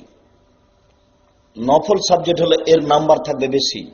মানে একে উপেক্ষা করে চলার না শিক্ষকের গতি আছে না ছাত্রের গতি আছে, কোনো পথ নেই। ইংরেজি শিখবে তবে কোরআন মুখস্থ করতে, কোরআন পড়তে, কোরআন বুঝতেও বাধ্য, কেননা ওর আছে 100 নম্বর আর এতে আছে 50 নম্বর। এরকম একটা পরামর্শ। সম্মানিত দিনী ভাই, বলছিলাম আপনি আপনার পরিবারকে জাহান্নাম থেকে বাঁচানোর দ্বিতীয় পথ হচ্ছে সালাত আদায় করার জন্য বলতে হবে। লোকমান হাকিম তার ছেলেকে বলেন, বুনাইয়া আকিমিস সালাহ, ও আমার আদরের ছেলে তুমি সালাত আদায় করো। আল্লাহ তাআলা লোকমান হাকিমের মুখ দিয়ে জাতির সামনে বলে রাখলেন, ও আমার আদরের ছেলে তুমি সালাত আদায় করো। মহান আল্লাহ বলেন, ওয়ামুর আহলাকা বিসসালাত ওয়াসতাবির আলাইহা, তুমি তোমার পরিবারকে সালাত আদায় করতে বলো, নিজেও সালাত আদায় করো। পরিবারকে সালাত আদায়ের জন্য বলতে হবে, নিজেও সালাত আদায় করতে হবে। জাহান্নাম থেকে পরিবারকে বাঁচানোর দ্বিতীয় জরুরি কাজ হচ্ছে সালাত আদায় করা। পরিবারকে সালাত আদায় করতে বলা। রাসূল সাল্লাল্লাহু আলাইহি ওয়াসাল্লাম বলেন, মুরু আওলাদাকুম বিসসালাত ওয়াহুম আবনাউ সাবঈ সিনিনা, তোমরা তোমাদের ছেলে মেয়েকে নামাজ পড়তে বলো যখন তার বয়স 7 বছর। ওয়াজরিবুহুম আলাইহা ওয়াহুম আবনাউ 10 সিনিনা, তোমরা তোমাদের ছেলে মেয়েকে সালাত আদায় করতে বলো পিটিয়ে যখন তার বয়স 10 বছর। পিটিয়ে সালাত আদায় করাতে হবে 10 বছর বয়সে। 10 বছর থেকে নিয়ে কতদিন পিটাতে হবে? 15 বছর পর্যন্ত। এক সালাতের কর্মসূচি হলো 8 বছর। কি করে? 7 বছর বয়সে আমি বললাম, আব্বু নামাজ পড়ো, আব্বু সালাত আদায় করো। এইভাবে আব্বু বলতে বলতে বলতে আমার 10 বছর বয়স হয়ে গেল, মানে 3 বছর। আদর করে বলতে হবে 10 বছর পর্যন্ত, মারা যায় না। আদর চলবে 10 বছর, 10 থেকে 15 বছর চলবে লাঠি। ওখানে 5 বছর, এখানে 3 বছর। সালাত এমন একটা ইবাদত যার কর্মসূচি হচ্ছে 8 বছর। 8 বছর যাবৎ ছেলে মেয়েকে সালাত আদায় করার জন্য বলতে হবে। এই জন্য আপনাকে আমি বললাম যে এই ছেলেটার বয়স 15 বছরও নামাজ পড়ে না, তার মানে তার পিতা নেই, এই কথাই ঠিক। আবার আপনাকে বুঝিয়ে বলি, এই ছেলেটাকে আল্লাহ রাসূল বললেন না যে তুমি নামাজ পড়ো। এই ছেলেটাকে আল্লাহ রাসূল বললেন না যে তুমি 10 বছর বয়সে নামাজ না পড়লে তোমাকে পিটাবো। রাসূল সাল্লাল্লাহু আলাইহি সাল্লাম ওই ছেলেরা পিতাকে বলছেন যে তুমি তোমার ছেলেকে নামাজ পড়তে বলো 7 বছর বয়সে। এরপরে ওই ছেলের পিতাকে আল্লাহ রাসূল বলছেন যে তুমি তোমার ছেলেকে পিটিয়ে নামাজ পড়াও যখন তার বয়স 10 বছর। একবার আল্লাহ রাসূল বললেন না, এই ছেলে তুমি নামাজ পড়ো, এই ছেলে তুমি নামাজ পড়ো, এই ছেলে তুমি নামাজ পড়ো, নাহলে পিটাবো। এইভাবে আল্লাহ রাসূল বললেন না। বলেন তো, এই ছেলেটা প্যান্ট কিনে আছে, যে প্যান্টটা টাকানোর নিচে আছে, ওই ছেলেটা বাজার থেকে কিনে নিচ্ছে প্যান্ট, যেন ওর বাপ কিনেছে? বাপ জাতিকে ক্ষতি করছে, বাচ্চাটাকে নষ্ট করেছে। আমাদের বাড়িতে তো ওই প্যান্ট আগুন দিয়ে জ্বালিয়ে দিবে, 5 মিনিট দেরি হবে না। ওই যে ছেলেটার জন্য আপনি গেঞ্জি কিনে নিয়ে এসছেন, তার উপরে ছবি আছে। মেয়ের জন্য যে জামাটা কিনে নিয়ে এসছেন তাতে একটা কাটিং এর ইয়ে আছে, আপনার ওই আপনার কার্টন আছে, ওটা তো আমরা কিনি না। আপনি কিনেন কেন? বাড়ি এভাবে তৈরি করেছেন কেন? তো গাজীপুর জেলা, গাজীপুর জেলা মানে আমার দুর্বল দৃষ্টি। কি দুর্বল দৃষ্টি? ওই দেখেন ফাঁকা আছে, ওই দিক, এদিকে দুটা ঘর, এখানে একটা ঘর, তিনটা ওদিক ফাঁকা আছে। এই বাড়িতে আপনার বউ থাকে কি করে আমি নিজে বুঝি না। আগে চলেন একটু, আপনি চলে যান ময়মনসিংহ জামালপুর, বাড়ি তো চতুর্দিক ঘেরা আছে, আছে, এখন তো একটু কমে গেছে। আগে ছিল ডবল বাড়ি, ভিতর বাড়ি আর বাহির বাড়ি। তার মানে রাখাল কিষান ভিতর বাড়িতে যাবে না, সবসময় বাইরে থাকবে। আর আপনার বাড়ি না এমনিতেই আছেন সাতক্ষীরা খুলনার মতন, এদিকে একটা ঘর এদিকে একটা ঘর, মধ্যে গরুর গাড়ির রাস্তা। বলেন আপনি এইটা পরিবার কিভাবে টিকতে পারে? কিভাবে এই পরিবার কোরআন হাদিস অনুযায়ী থাকবে? কিভাবে এই পরিবার জান্নাত পেতে পারে? আমার নিজেরও বুঝে আসে না। নিজের চিন্তা ভাবনা অন্যের উপরে তুলে দিয়েন না। সম্মানিত দিনী ভাই, পরিবারকে বাঁচানোর জন্য 3 নম্বর পথ হচ্ছে একরাহুল কালামা বাদানে সাহেব, একরাহুল নামা কাবালানে সাহেব। এশার সালাতের পূর্বে কথা বলাকে আল্লাহ রাসূল ঘৃণা করতেন। এশার সালাতের পূর্বে ঘুমিয়ে যাওয়াকে আল্লাহ রাসূল ঘৃণা করতেন। পিতামাতার কঠিন দৃষ্টি হবে এর উপরে। এশার সালাতের পূর্বে এই পরিবারে কেউ ঘুমাতে পাবে না। এশার সালাতের পরে এই পরিবারে কেউ কথা বলতে পাবে না। জরুরি প্রয়োজন ছাড়া, জরুরি প্রয়োজন মানে পড়াশোনা চলবে। এই পরিবারের কেউ টিভি দেখতে পারে না 2টা-1টা পর্যন্ত। এই পরিবারের কেউ রাত 10টায় দোকান থেকে আড্ডা পিটা আসতে পারে না। যদি আসে তাহলে এই পরিবারের পিতা হলেন কাপুরুষ, এর দ্বারা সংসার সুন্দর হবে না। আপনার কারণে আপনার পরিবার মাঠে মারা গেছে। আপনাকে আমি কি দিয়ে বুঝাই? আপনার পরিবারকে জাহান্নাম থেকে বাঁচানোর 4 নম্বর পথ। রাসূল সাল্লাল্লাহু আলাইহি ওয়াসাল্লাম বলেন, আর রাজুলু সাইয়্যিদ ওয়াল মারাতু সাইয়্যিদা। বাড়ির স্বামী যিনি তিনি হচ্ছেন কর্তা, বাড়ির স্ত্রী যিনি তিনি হচ্ছেন কর্ত্রী। আপনি হচ্ছেন কর্তা আর আপনার স্ত্রী হচ্ছে কর্ত্রী। নিজের কাজ করে যে সে হলো কর্মী, অপরের কাজ দেখে যে তাকে বলে কর্তা। নিজের কাজ করে যে সে হলো কর্মী, অপরের কাজ দেখে যে তাকে বলে কর্তা। আপনি ফজরের পরে উঠে সালাত আদায় করলেন, সালাত আদায় করার পরে আপনি চলে গেলেন স্কুল। সালাত আদায় করাতে আপনি কর্মী, স্কুল যাওয়াতে আপনি কর্মী। সালাত আদায় করার কিছুক্ষণ পরে আপনি চলে গেলেন জমি চাষ করতে, আপনি কর্মী, আপনি কর্তা কখন? ফজরের সালাত আদায় করে এসে বাড়িতে ঢোকেই একবারে হংকার করতে হবে, আহমদ তুমি এখনো বিছানা থেকে উঠোনি, আমি যে তোমাকে উঠিয়ে দিলাম। একই এক মুহূর্ত বিছানা থাকতে পাবে না, ওকে উঠতে হবে, সালাত আদায় করতে হবে। এর নাম কর্তা। আপনার স্ত্রী বাড়ির মহিলা কর্ত্রী। ফজরের সালাত আদায় নিজে করেছ, কর্মী। ঘুম থেকে উঠে বলছেন খালেদা উঠো মা, দোয়া পড়ে উঠো, পেশাব পায়খানা দোয়া পড়ে যাবে। শোনো, ওযু করো, সালাত আদায় করো, এরপরে সূরা ইখলাস, নাস, ফালাক পড়ো। বেশি যদি না পারো সূরা ইখলাস পড়ো। সূরা ইখলাস যদি 3 বার পড়ে তাহলে কি হবে? একবার কোরআন মাজিদ পড়ার সমান নেকি পাবে। এই কথা শাশুড়ি তার বৌমাকে বলে দিবে, তাই শাশুড়ি হচ্ছেন মহিলা কর্ত্রী। 4 নম্বরে এই সূত্র আপনি পালন করুন, আপনি আপনার পরিবারকে বাঁচাতে পারবেন জাহান্নাম থেকে। 5 রাসূল সাল্লাল্লাহু আলাইহি সাল্লাম বলেন, জালিসুস সালেহ ওয়াসায়ে কাসাইবিল মিসকে ওয়া নাফিকিল কিরে। ভালো বন্ধুর উদাহরণ আর মন্দ বন্ধুর উদাহরণ হচ্ছে কামারের মতো আর আতরওয়ালার মতো। রাসূল সাল্লাল্লাহু আলাইহি সাল্লাম বলছেন, কারো বন্ধু যদি আতরওয়ালা হয়, আই ইউজি একা, এমনিতে আতর আপনাকে দিতে পারে। যদি এমনিতে না দেয়, তার তো আপনি আতর তার নিকট থেকে কিনে নেবেন। কিনেও নিলেন না, এমনিও দিল না, তাজদ মিনহু রিহান তাইয়্যিবা। আপনি তার পাশে বসে থাকলে সুগন্ধি পাবেন। আতরের পাশে, আতরওয়ালার পাশে বসে থেকে নাকে মুখে সুগন্ধি আসবে না, এই কথা যেমন মিথ্যে।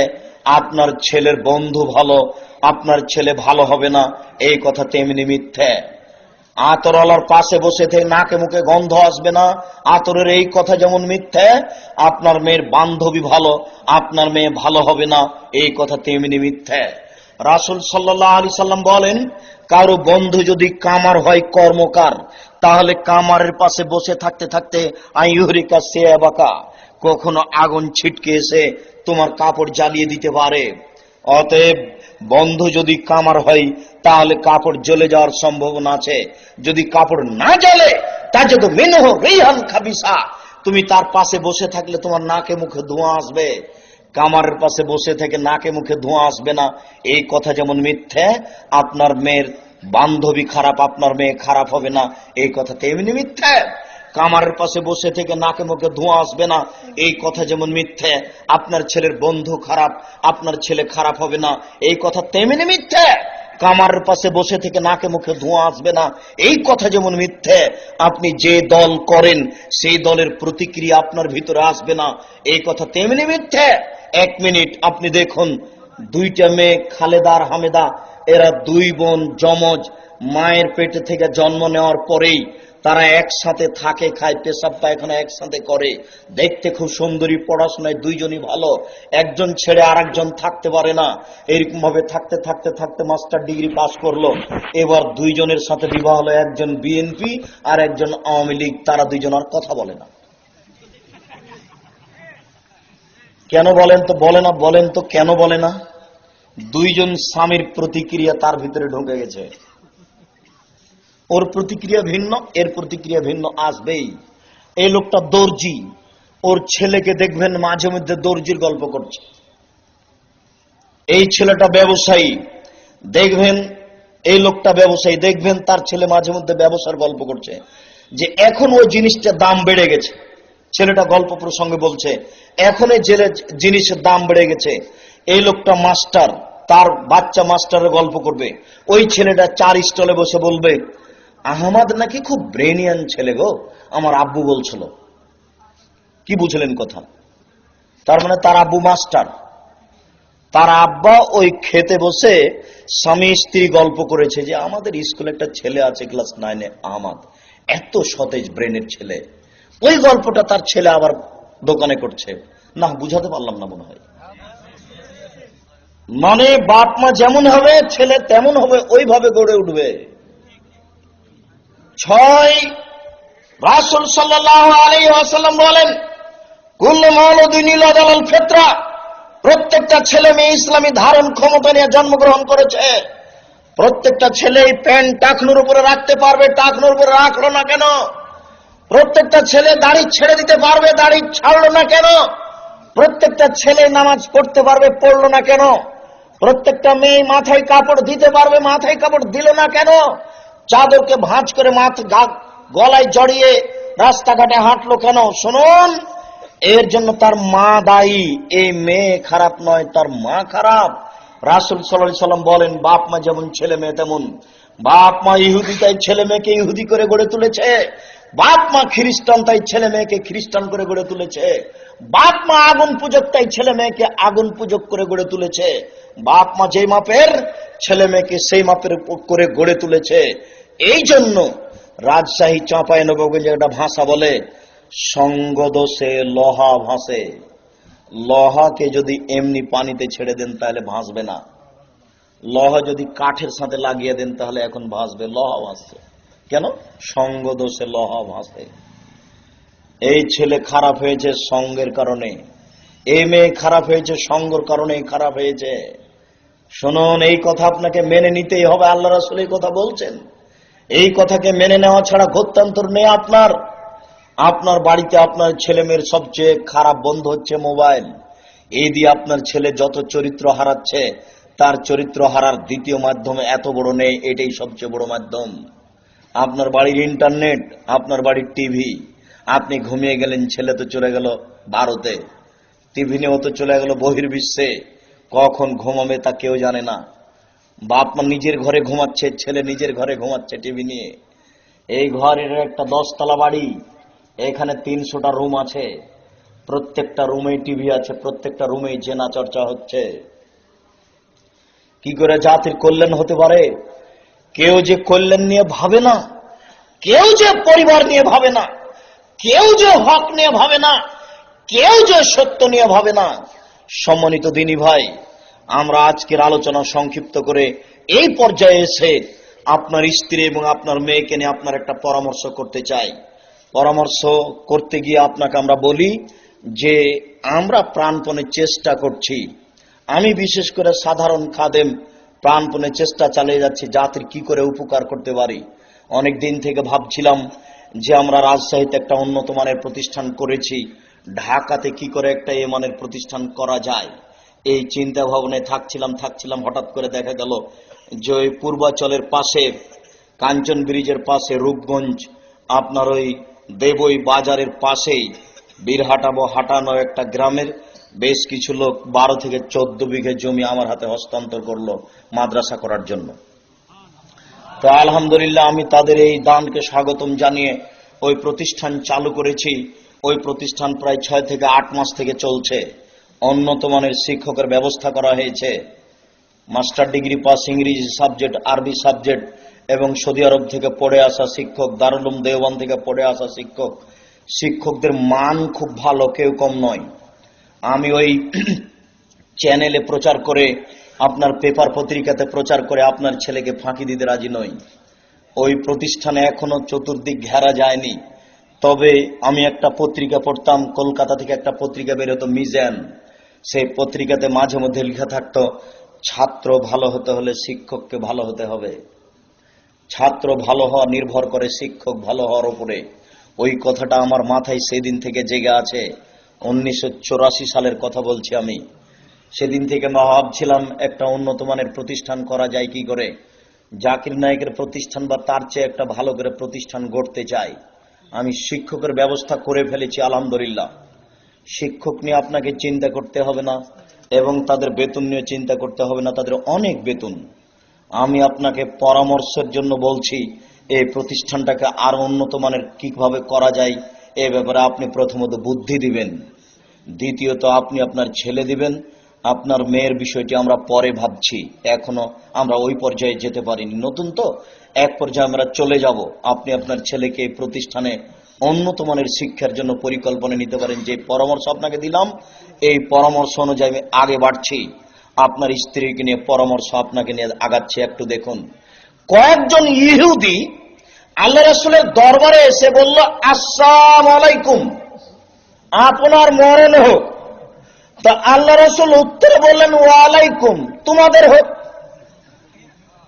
আল্লাহ রাসূল যা বলেছেন এই কথা আয়েশা রাদিয়াল্লাহু তাআলা শুনতে পাননি।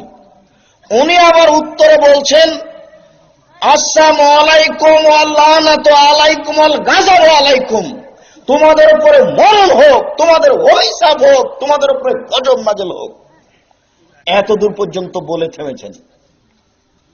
তখন আল্লাহ রাসূল বলছেন, ইয়কল উনফল ফল আলাইকুম রিফকে, তুমি নরম হও, তুমি কঠোর হও না, তুমি কর্কশ হও না।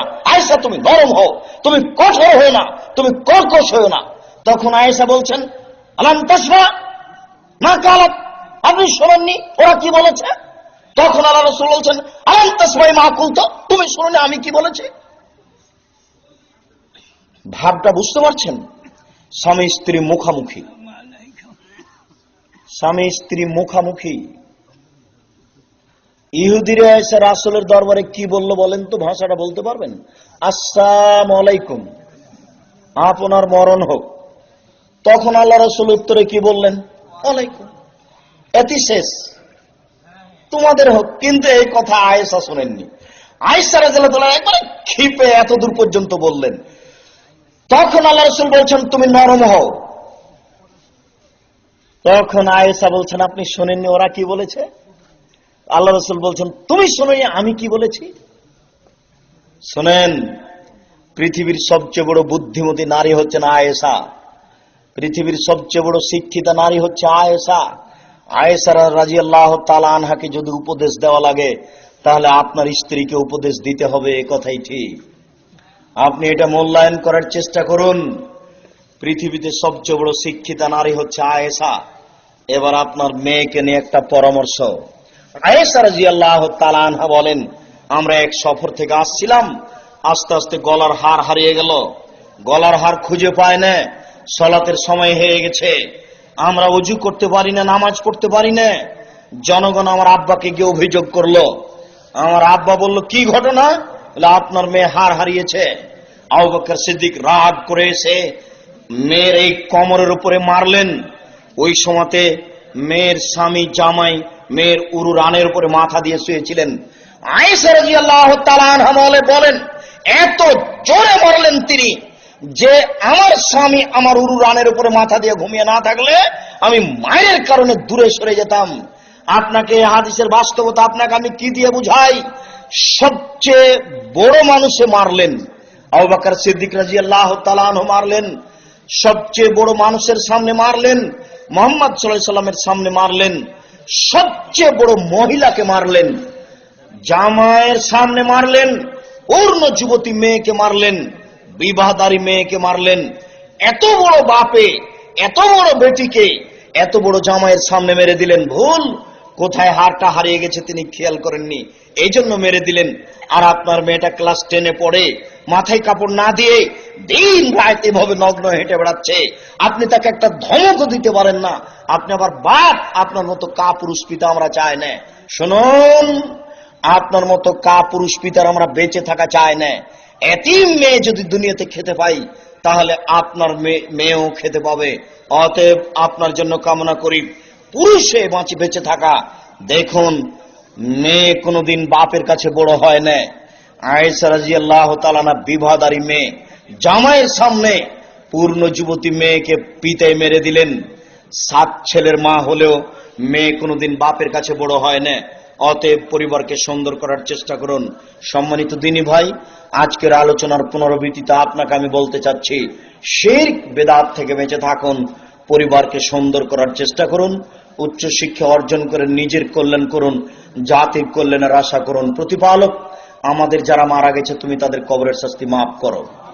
আমরা যারা অসুস্থ তুমি তাদের আরোগ্য দান করো। আমরা যারা বেঁচে আছি তুমি তাদেরকে তোমার রাসূলের পদ্ধতি অনুযায়ী চলার তৌফিক দান করো।